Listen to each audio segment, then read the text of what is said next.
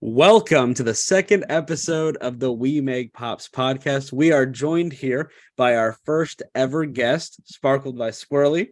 Tell us a little bit about yourself. Welcome to the podcast. Hello, I'm Sparkled by Squirrely. I do custom Sparkled Pops and Nintendo controllers and anything else that I can Mod Podge glitter to. So my whole journey started, the first one was I got a damaged All Might in the mail too. That was another thing that happened. I got just came so smashed up, dude, like completely crimped up. And I was no. What can I do with this? So then, like I was telling you guys earlier, I had this one from my friend off Whatnot, and I was just like, I had the glitter too already. So I'm like, let's just see what happens. And I started with paintbrushes. I did actually start with paintbrushes, but now I really do like the fine line applicator. You can you can get a lot more precision with this thing. So like I just have different ones. So like one's white paint, one's glow in the dark mixed with Mod Podge paint, and then this one's just Mod Podge. So I have just an arsenal at my disposal. Dude, and I tell people, you know, like you guys were saying, you know, try to tell people that it's not scary to jump into this. And like I tell people, if you can color in between lines in a coloring book, you can do this with glitter. Because if you mess it up, you just wash it off. You can just run it under warm water, erase it, and restart. So that's what I like about it. Yeah, I was looking at yours, and prior to you telling us how you made them, because I saw some of the ones you did, especially that chopper you just did recently, where you like even had like the thin black line, like detailing things out on the armor. And I'll post a picture video of it up here for everyone to see. But as someone who's never worked with glitter, I was just thinking, how in the world did you get that precision? Because I'm thinking like with what like the customs I do, I gotta like tape stuff off. And you just have applicators. Like that's cool. Awesome. Or I'll puddle up Mod Podge. I'll make like a little puddle like paint, and I'll take this, or if it's even finer, I'll get like a sewing needle, dude, and I'll dip the needle in it, and I'll like precision, dude. Wow. For those little tiny lines, because like most anime pops have fine line detail. Yeah. That's so true. I think that with Andy's stuff, like some of his marker lines or some of the crevices he gets into, I'm like, how do you get a marker in there? Like, really though? It's a lot of work, dude. A lot of trial and error. Actually, I know that was something that we didn't really talk about on the last episode, was what kind of markers do you use? Like, how do you do that? How do you decide like what density of line to use? So I just get the ultra fine paint pens, and I have a couple. There's Arteza, there's Zaire. I just look online, honestly, on Amazon, and I just try and find the best highest rated one. And they're a little bit fickle. They are a little bit tricky to work with, but I think once you kind of understand how they work, it's so much fun to just outline the different parts, just kind of follow the hairline or follow the eyes in a little bit, and it's just it takes a lot of practice, but I think it's something that everyone can do. It's a lot of fun with the paint pens. I would love to hear about the trial and error that you two have gone through. I talked a little bit about it on the last episode. Clay was something that I struggled hard with. It was not an easy thing, but I think after that, I mean, for a lot of these, mine is pretty simple paint application. I throw some paint on there, I let it dry, I come back and do another one. But you all are really doing like specialty things, especially like you said, the diamond pops. I mean, you don't see a lot of those. And so what kind of trial and error did you go through?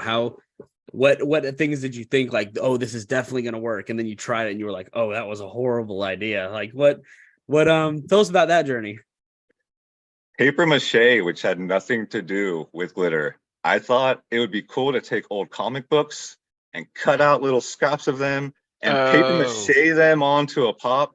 So my first one was this bumblebee that I tried. Really cool idea. Horrible application. Didn't work at all. It was a horrible experience. Other than that, this one I put on so well, I can't wash this off. So I was trying to wash the red off of the Shigaraki because I wanted to do something a little bit different, and like I could not get it off. Oh So no. So why is that? What is it? I'm thinking on this one is because I pre-painted it. I think it's because I primed it with paint first, and then I used a Mod Podge on top of it. Because Oh, usually I just put it right on top of the pop, and it will come right off. On this one, for some reason, and that's the only difference. I'm like, what's the difference? And I'm thinking that I primed it first. and I think a lot of Man. people don't realize when they're doing customs, small things like that can make a world of difference. So I actually have my most recent Chainsaw Man here, the one that I redid. Oh god, here it is on the camera. So I don't know how much you all can see it on the camera, but this is so much smoother than the first one that I did. The first Mhm.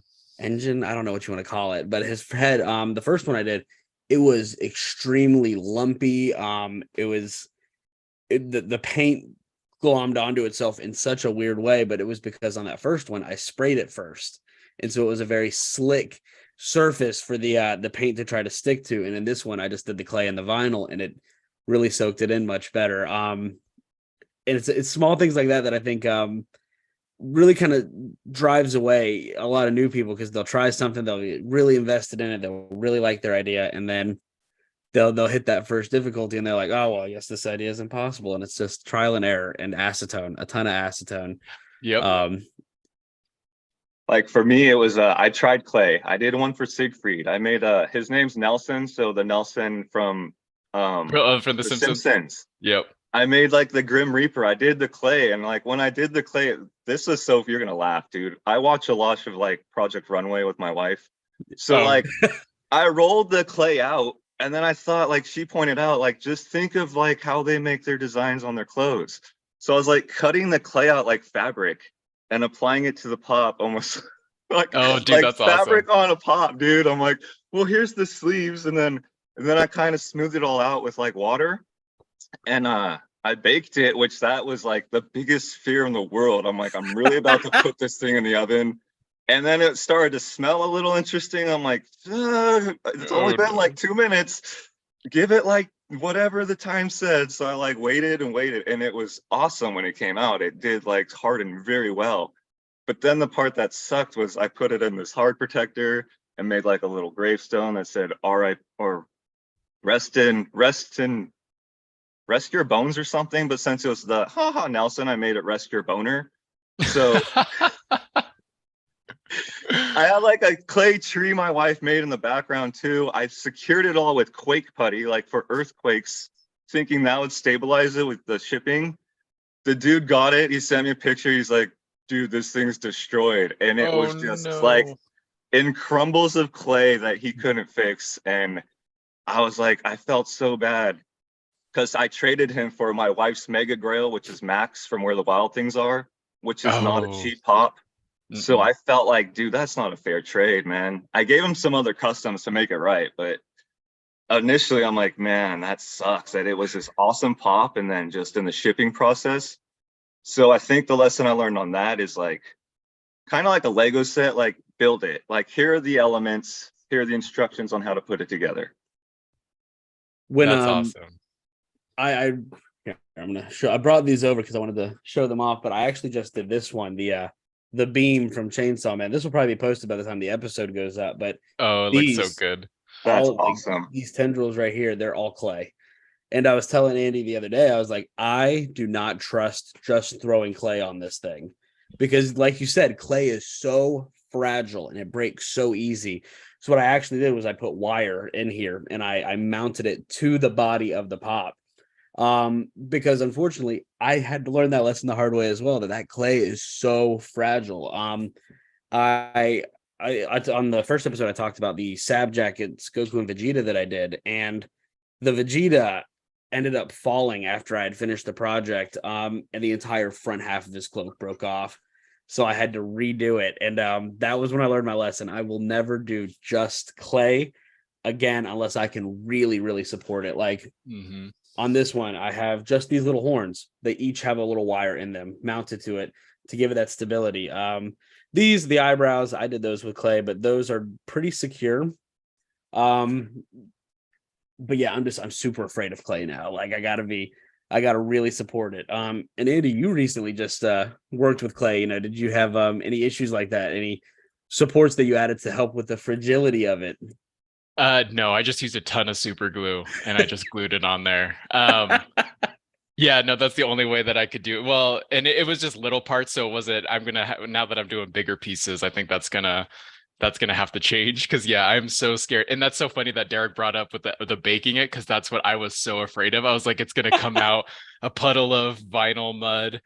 And I'm just like, no, it's just gonna be melted in there. So yeah, that's something people don't talk about how scary that is. And I think it's also another, like you guys are mentioning, the shipping of it. That's something that I didn't even realize. That's something I even reached out to like Vinyl Alchemist about because I was like, how do you ship these? Because I was like, there's no box that it fits in. You take pieces from other parts, it's not going to fit in the original box. So he's like, yeah, tons of bubble wrap. He's like, that's one of the things you could do because it's so fragile and they're not careful with the USPS. They're not caring about it says fragile on there. So it's just yeah, that's something that a lot of people I think don't really think about when they first start it and they're like, oh, if I'm going to sell this, I'm going to need to ship it too.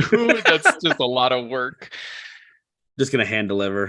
Tell me your Yeah, address. I'll be there in a week. I'll be there. Yeah, I'll carefully take it. I've seen a Include lot of gas in your people. prices. Yeah, seriously, you have to add gas in there. Listen, you're not paying for the pop. You're paying for shipping. I'll be Your there in a favorite, yeah. week. I've seen a lot of people that get black foam and they'll put that in the box and they'll like cut out a hole at the bottom for the Mhm. base. So the pop can sit there and you can still display it this way, but this way it's not going to move, it's not going to shake around. And I've thought about doing like a test run, like just shipping something to like my parents' house and seeing if it gets there, and it gets there in one piece. But even then, like I work on some of these things and I'm like, I don't want to take the risk that it breaks because that'll just break my heart. Yep. And um but Andy, I couldn't help but notice you said that you were working on some larger projects. um what do you got in the chamber for us? Yes. So my next one, I'm doing an Aki. I'm gonna try and make that out of a few different pieces, like a Kuki from I think that's how you say it. I haven't seen Tokyo Ghoul, so I think that's how you say the name. And then a few pieces from Naruto, get the ponytail going. And so yeah, so it's gonna be a little bit different. See, these ones, I'm not trying to sell these ones though, so that's why I'm okay about not shipping them because these are for me. I just like creating them and I want to show people. So yeah, so the Aki's gonna be really fun. Keep an eye out for that one. I'm still getting pieces in, so I'm gonna work on that one. But yeah, Derek, what are some projects that you're working on next? Um, I also forgot. I want to go back to like you guys asked earlier what started me. I have to go an ode to when I worked at that school last year and I inspired that seventh grader. Like that was such a big deal to me in my journey. I felt like this pressure that every Friday I had to bring a custom in so this kid could see, and be intrigued. And I mean, this kid was just taking anything he had in his house, any material, any medium he had. And he was just like bringing these little, I mean, they weren't great, but I was like, dude, just way to go. Like, this looks awesome, man. So, like, my personal grail, and this is so creative. This kid took hot glue, and like, this No is way. Zenitsu when he gets struck by lightning and his hair turns colors. And so that was like his concept for this. And I'm like, dude, this seventh grader, I went to a new school and he sent this to me in the pony mail, which is just the mail that goes from school to school. So I had a little shoe box of his Air Jordan, his Air Jordan box, fragile, spelled wrong. My name Oh. spelled wrong. But I'm like, I immediately knew what it was because I knew those were his shoes. I'm like, I cried at work, man. I'm like, dude, you guys don't know how special this is. This is so special to me. But That's no one so there knew cool. what it was. They're like, why is this guy, wow. And you I said love that. he did the lightning with hot glue. Yes, that's hot glue. And You it's know, standing up still somehow. Like, that is That's the amazing. second time I have seen something like that. I think the first one was Ruby Funko Collecting. He recently did the Super Saiyan Trunks, and what he did was he used hot glue. He put it on like paper. I don't know if it was like wax paper or something, but he like drew the energy out, like coming off of Trunks, and then he mounted it into the foam behind it, and it was like the super cool effect. And I was like, I wonder how long that's gonna last, just because it is that hot glue. And looking at that one, I mean, it's clearly a material that has some longevity, which I don't understand how people think of some of this stuff. Like, I feel like a lot of my stuff is very basic. I throw some clay, I throw some paint, but people are coming up with different materials. Um, it's mind blowing to me, just the stuff that some people can come up with and the creativity of it.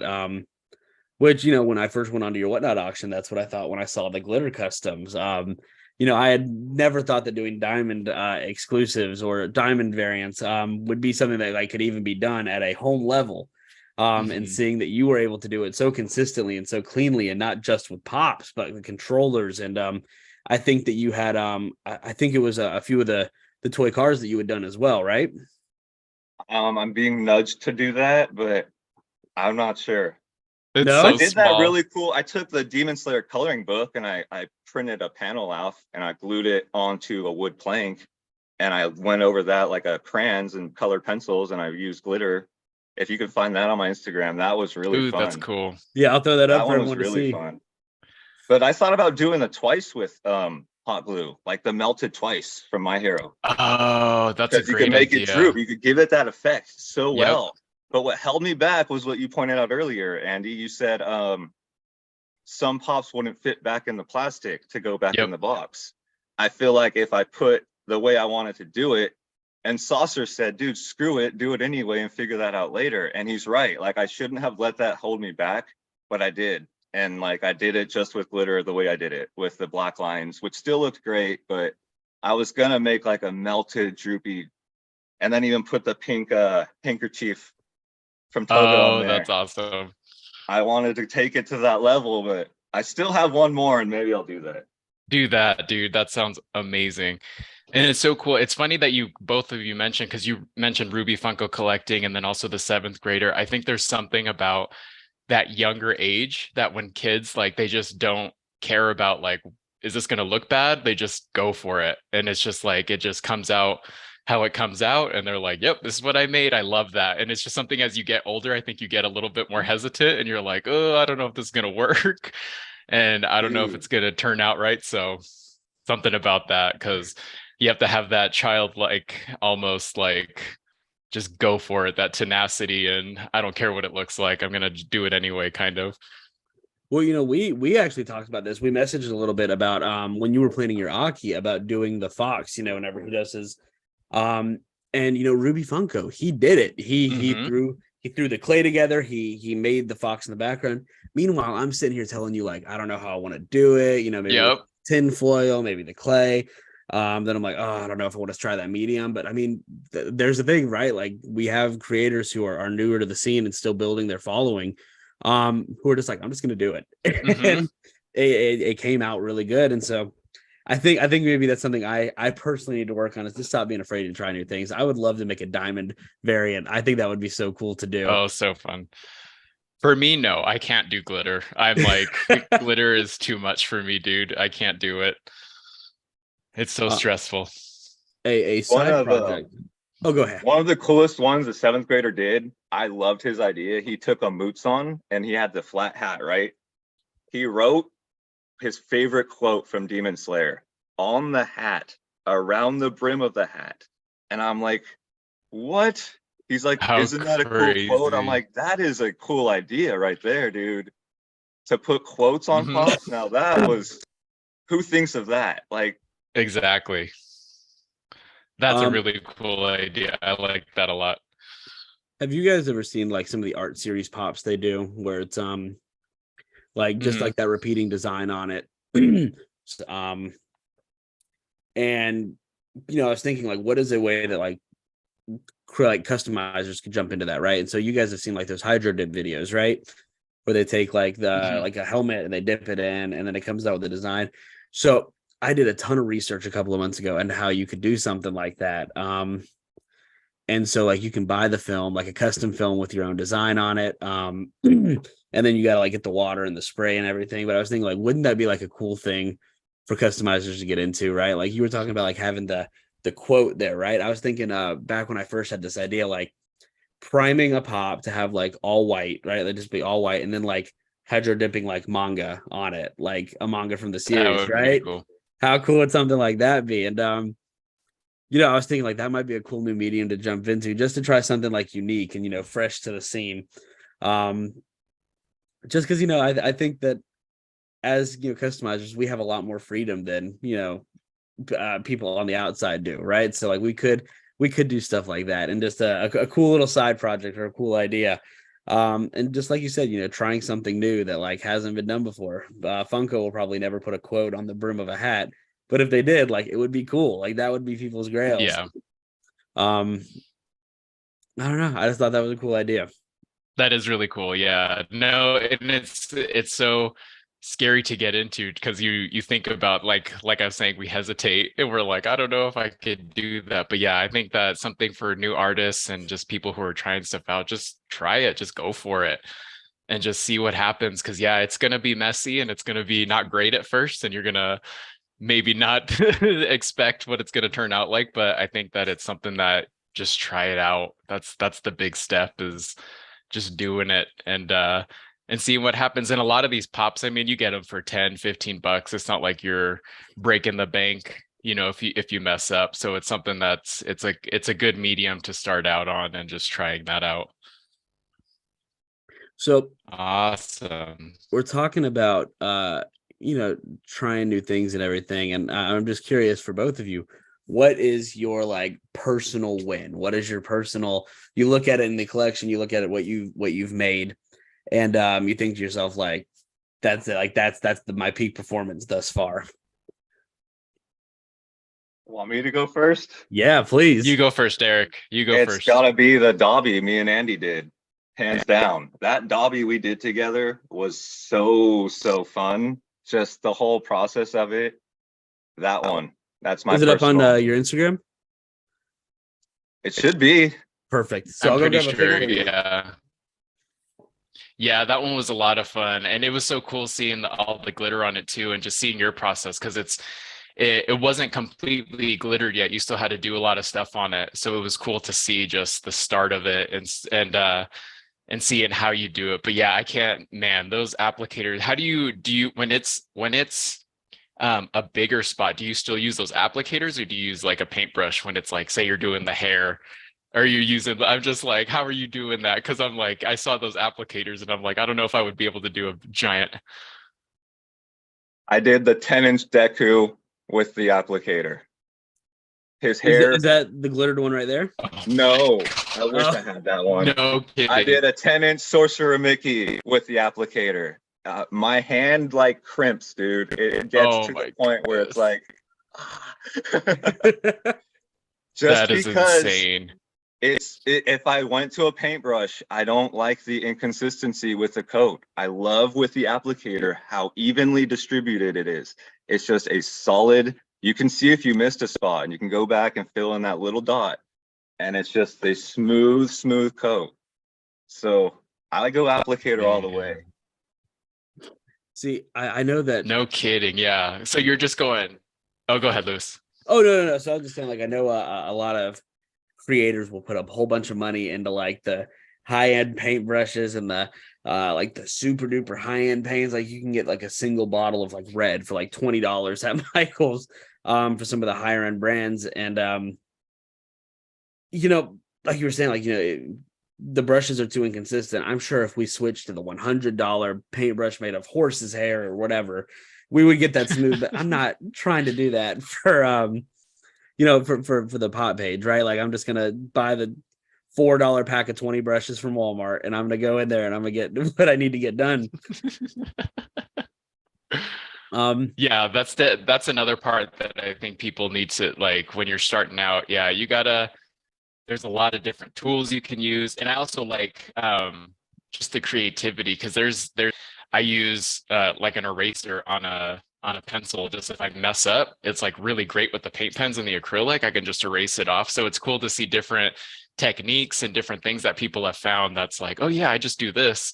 And you're like, no way, I wouldn't have ever thought of that, of how to do it.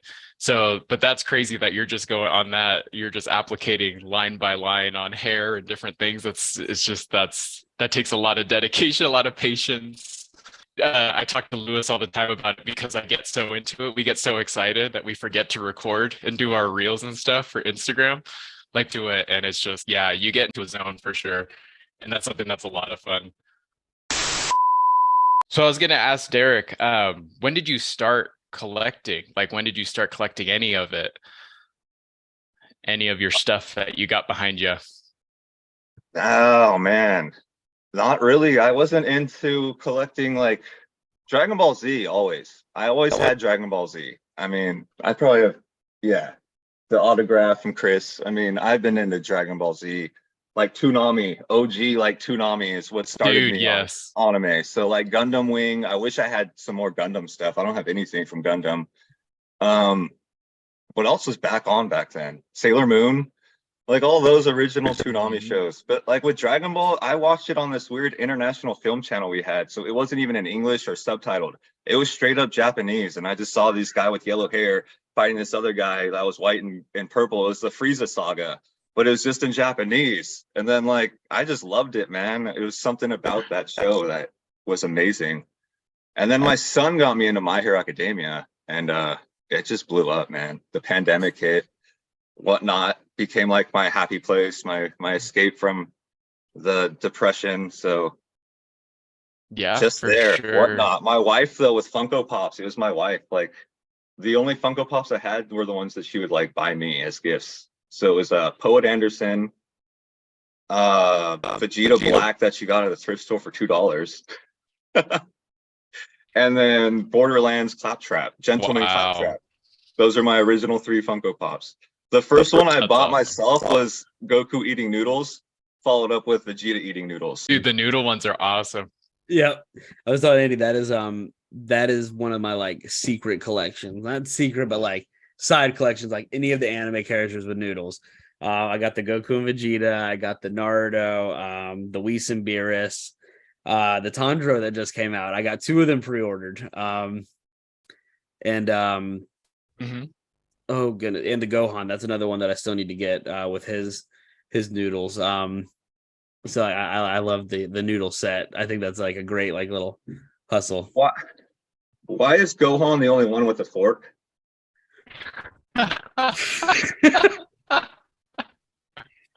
My son said it's because he's sophisticated. He's the only one smart enough to eat it with. Yeah. Yep. That's a good point. Yeah, because all of them are just slurping it. They don't even. They're just sticking their face in there, I guess. Do you have the? I didn't even know. I just Big Miggy, who buys a lot of customs off me, is sending me it because I didn't even know it came out. But the Spike Siegel from Cowboy Bebop is Yeah, another one eating noodles. Technically, really, I Yes. didn't know they had one of him eating noodles. it's like a cup of noodles, but it's noodles. Yeah, no, I mean that's what the Yeah. Vegito is, right? He had the cup noodles, so part of the set. I'm with it. I'll get it. Yeah. Yeah, This was a little bit different though, because he's standing. Am I still? yeah, Oh my he's gosh. standing. Yeah, he's still standing on that one. Yeah, he's not quite sitting like the other ones. Yeah, part of the set. If they got noodles, they're coming on. They're coming onto the shelf. So, Derek, you've been watching Chainsaw Man. So on our last episode, we left off right on episode 4. So I think episode 5 going into it, that's when they're first hearing about the Gun Devil. Um, Yes. oh, but wait, we forgot we didn't even wrap up the rest of episode 4 last time. We left off right after the Bat and the Leech Devil had been slain, if you will. And so of course, right after, the craziness and the battle, we really transition into Denji and Aki being at home. They're licking their wounds, and then all of a sudden we have a home invader who is going to become a new roommate, with Power jumping in and joining their household. And I'm sure we all remember how well she transitioned into the house and how welcomed she was, right? And it's so funny because it's just she just dumps them on Aki's lap, both of Yeah. them. She's like, "Here you go. You can take care of these two kids, these two children that don't listen to anybody." Don't Um, and flush, yeah, don't but shower.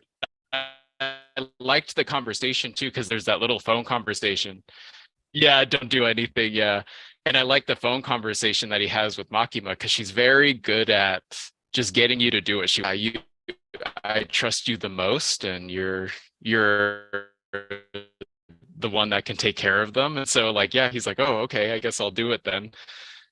So yeah, it's a good little insight into Makima, that she kind of gets what she wants when she wants it.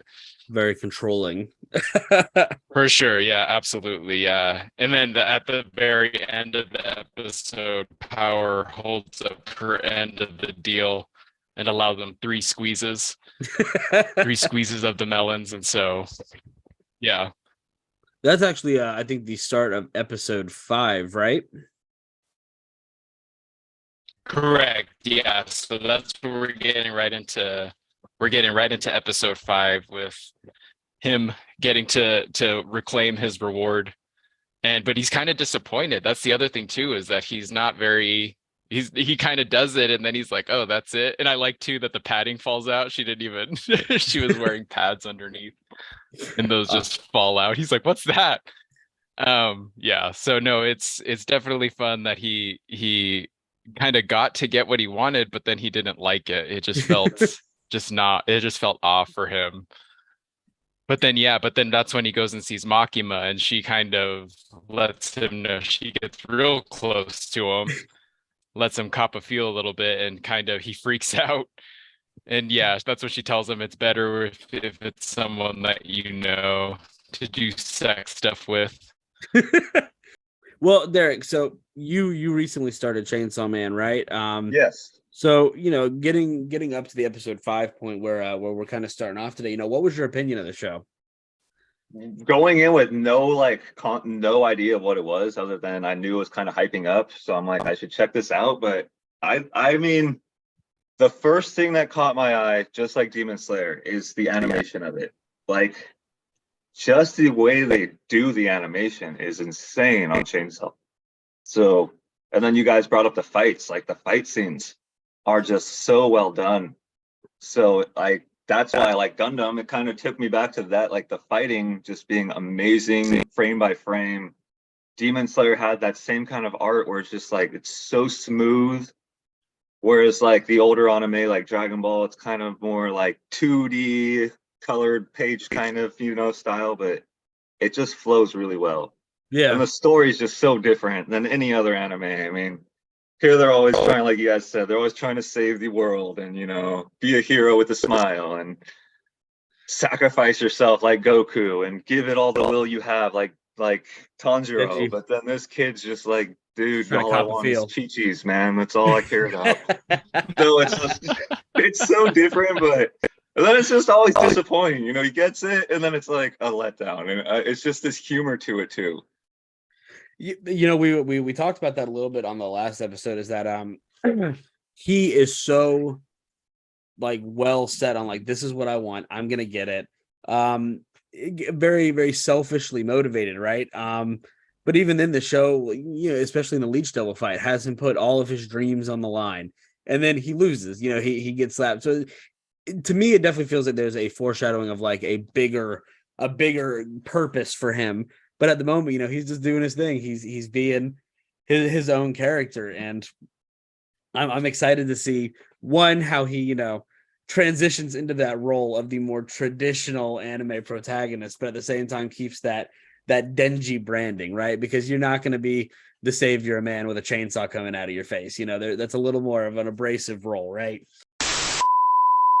I'm just gonna let you guys do the rest of the talk, and I'm just gonna smile. You know, like the most about this. I don't even know their names, man. I was about to say, we kind of need you. I know. You're I'll like just the say- crutch in this, bro. I'm You're just the gonna have crutch to. I just have to hold up note cards and stuff and see what I'm trying to say. So it's Flashcards not with delayed. faces and names. Yeah. I'm just gonna hold them up. Oh my gosh. You're really clear right now, but like, I don't know. It might It just stop cuts out. again. It's all these kids using my Wi-Fi. That's why all 3 of my kids are on their devices. Oh my goodness. Hopefully I don't lag anymore. I was trying to say that the citizens as well have kind of started to take a liking to him, and they see that he's a hero, which kind of takes away from the whole devil thing, because as Makima stated earlier, the more fear that a devil has, the more powerful it becomes. And so it's a little bit, hard for him to get likings and followings, because then it kind of makes him a little bit weaker. I think. I think it kind of gets touched on, but yeah, it's something interesting to keep an eye on.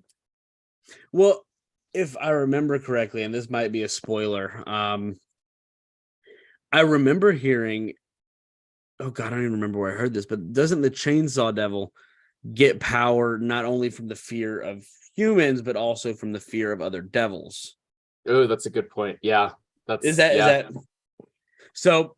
Potentially, as he's getting more favor from humans, more devils are going to be like, maybe we don't want to mess with the chainsaw guy anymore. No, that's a great point. That actually kind of makes sense, because he doesn't quite lose power, but it's just something that I kind of always kept an eye on, that everyone kind of starts to like him, and they're kind of showing their love for Chainsaw, because he's pretty badass. I mean, he's saving all these citizens and fighting off all these devils. So I but yeah, definitely think that as the anime progresses, because I've had a few items spoiled for me for where the series is going. It's definitely going to be a interesting turn of his character as more traumatic items happen, and he gets to develop a little bit more of that personality and a little bit more of that hero persona and that public opinion. I think that's going to be really cool to watch his character develop, because for a lot of the characters that we've watched, we get to see them when they're at that hero stage. Tanjiro, mhm. Goku, Naruto, Edward. Well, I guess we get a little bit of Edward's backstory from Full Metal, but we definitely get to see that.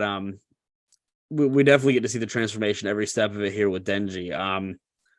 Which I think we see that a lot in episode 5, where he's going to the hotel and he's motivated now. I'm gonna get Gun Devil chunks, right? Yep. We're gonna find the Gun Devil and we're gonna take him out for Miss Makima. And then Himeno is like, well, if you're able to do it, I'll give whoever takes out the devil a kiss.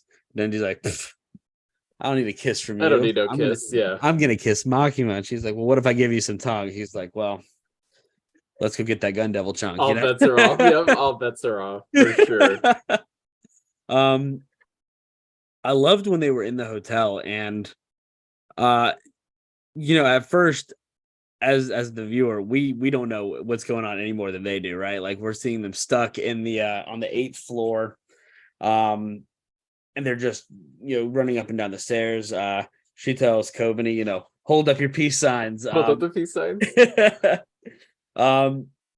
So Derek, when you were watching this episode, what was going through your mind? What were you thinking as the plot was unfolding for the episode?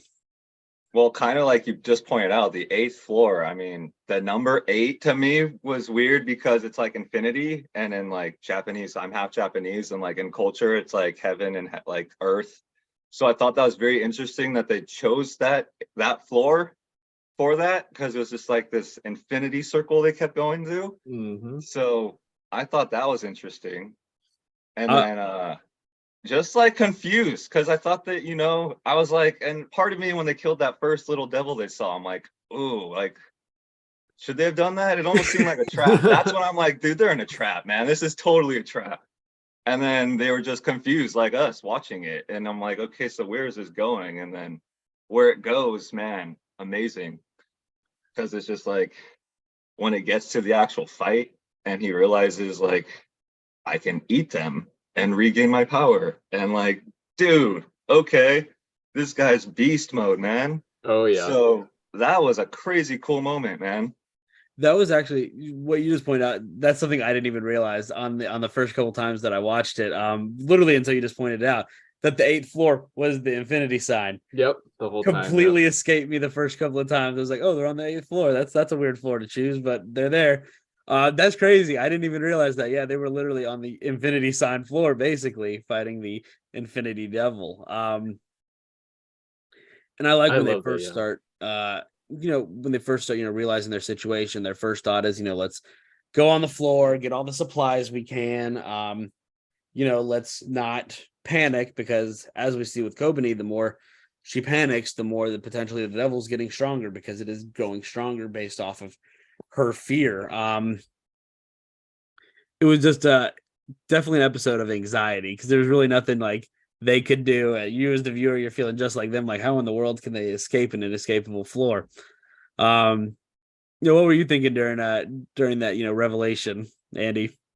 I loved it. I loved how everyone was freaking out except Denji. He just passed out sleeping. He's like, I'm gonna take a nap. You guys figure this out. And it's so funny. And I love that, yeah, everything. The time was frozen at 8:18. And then Power comes up with their plan to win the Nobel Peace Prize and take over the world. And so no, it was cool. It was cool to see the relationship with Himeno and Aki too, because it kind of shows that she got him to start smoking cigarettes and kind of showed her side of losing partners all the time, and she was kind of weighed down by that. And she has a very strong connection with Aki. Like, she keeps telling him, "Don't die on me," and wants him to survive. And so yeah, it's so cool to see that relationship with them. And we also got to see why Aki is after the gun devil, that it took out his whole family, and he's very, very upset about that. So he's going after the gun devil. Everyone has their reasons. And so yeah. And we had mentioned too, I like how you mentioned that Aki could be his own protagonist in a show, that he just has that level of backstory and skill and bravado, and he has all that stuff. So it's cool. I love that we got to delve into them and these characters. And I like Kobeni too. Kobeni reminds me of Zenitsu, like just really annoying at first. Yeah, she's just so scared all the time and just freaks out. But yeah, she has some skill herself. We don't see it in this. She just kind of freaks out the whole time in the hotel. But yeah, no, yeah, it's a good episode. And I like that we finally get the Eternity Devil comes out and offers them that contract. He says, if you give me the Chainsaw Man's heart, I'll let you guys out.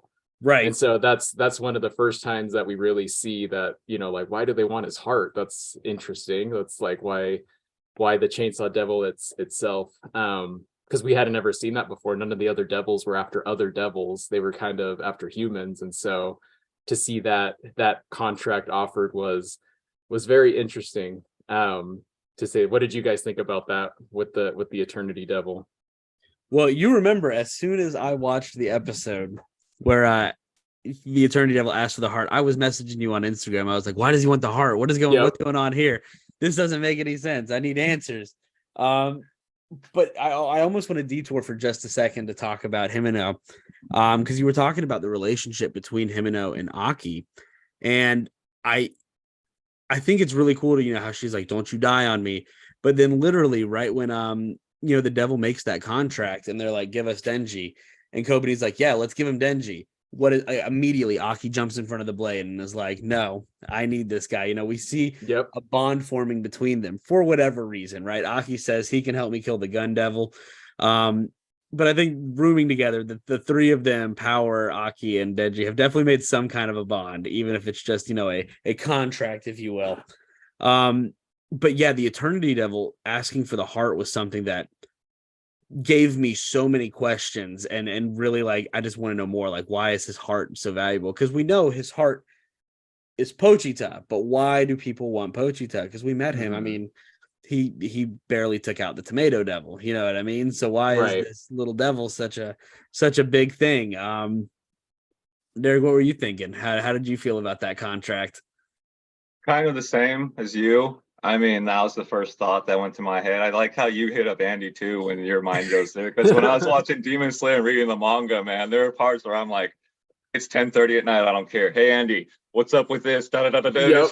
Like, and I tell you guys the same thing. I'm like, you just got to keep reading it. I'm not telling you nothing. That is exactly what you tell us. You don't give us anything. You're just like, keep reading it. I'm like, dude, I gotta go to sleep for work though. Like, I'm trying to cut corners, but you don't let me. You don't let me take no shortcuts, man.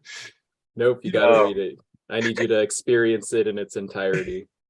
On the last episode, I put up the screenshot that actually encouraged this project. And the whole thing was, in a sense, spoiled for me that Denji's going to be riding a 3-eyed shark or a 6-eyed shark here soon. And I immediately I was just like, Andy, what is this? Why is Chainsaw Man riding a shark? What's going on with this? And he's like, just keep reading. And that scene alone is what's gotten me. Like as soon as I finish this project, all of my spare time, I'm gonna be reading at least until I get there. Then I'll probably keep going. But I just I need to know more. And I think these out of context screenshots and spoilers that have been floating around the community from the manga only readers, they've definitely sparked a lot of curiosity in the anime only fan base, especially now that we just finished season 1 and that there's so many unanswered questions.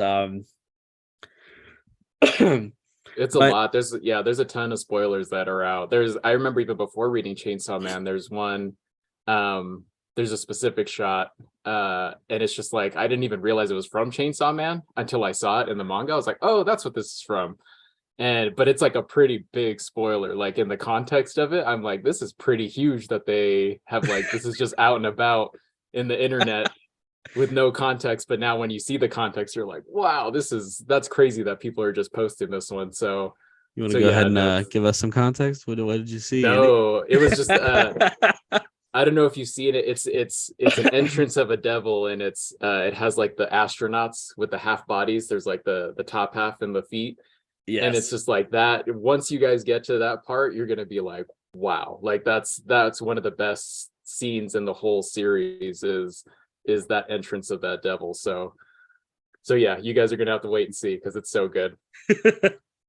Oh, I'm excited. I've seen the panel that you're talking about floating around, and yeah, I think I messaged you about that one too because I was just like, what is this? What is that? What devil is this? You told me the same thing. I'm excited to see. I'm excited to see the context of that scene and where where it goes and what that devil is. Sorry if I'm coughing a lot. I'm still getting over a cold.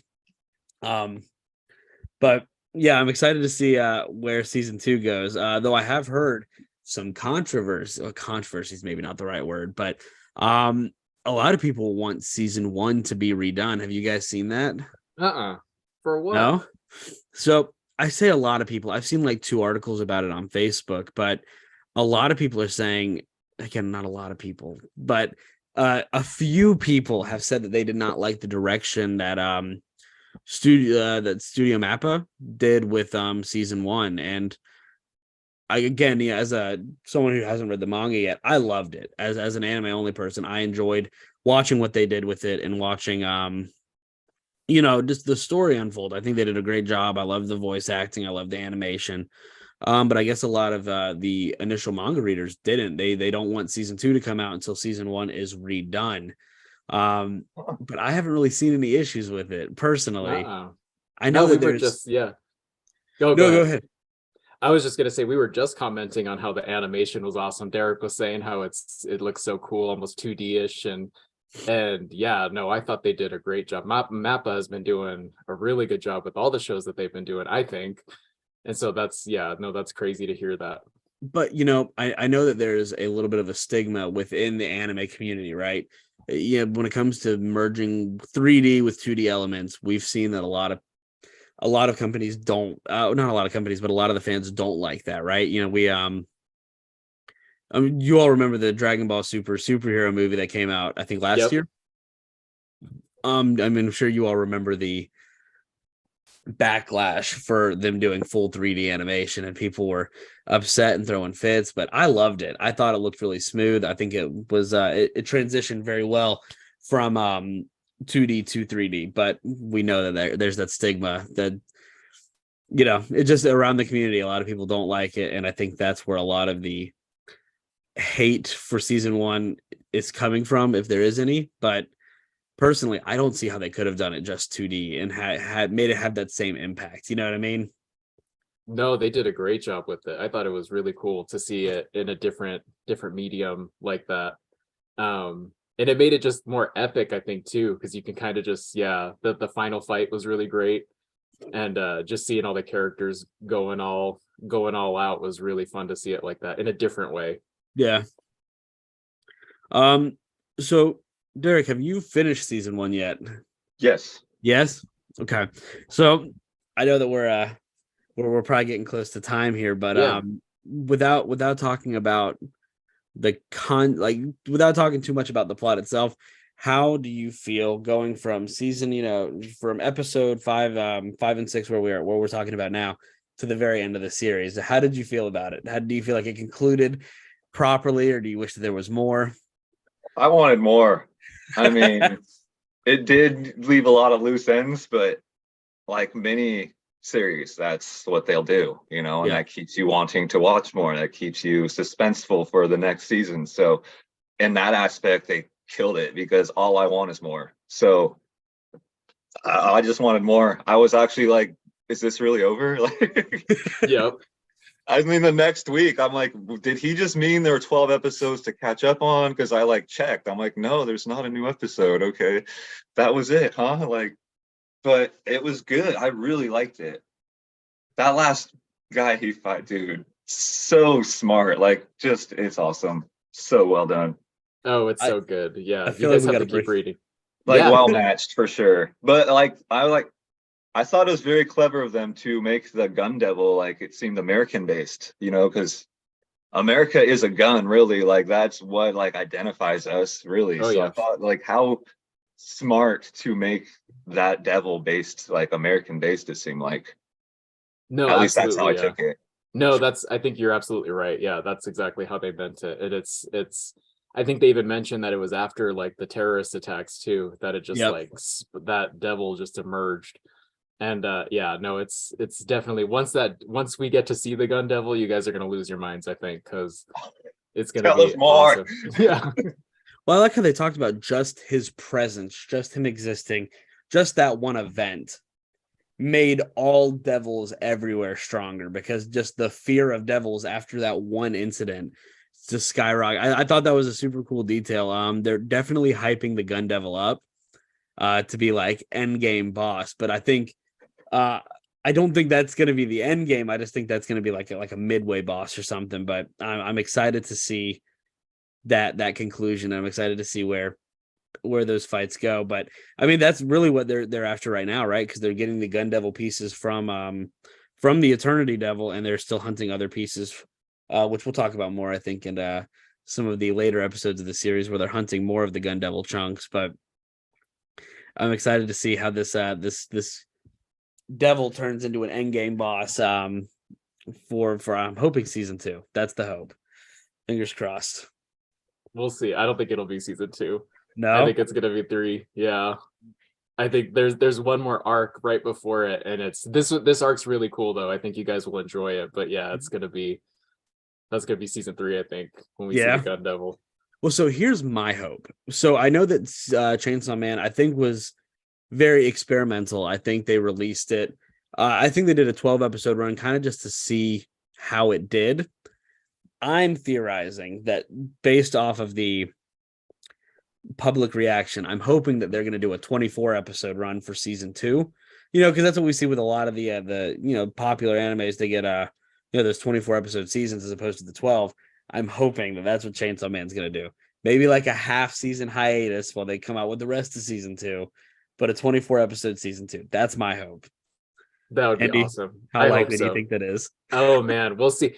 Well, that's why I keep telling you guys it's such a short manga. It's only 80 chapters for like the first part.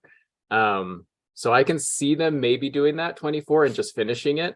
But I don't know. We'll see how greedy they are, if they want to keep it going, keep us on the edge of our seats and keep us coming back for more. Are we going to see a Chainsaw Man Shippuden? Oh, maybe we'll see. Well, you'll have to see part 2, because part 2 kind of takes a turn, and it kind of follows someone else for a little bit. So it's an interesting part.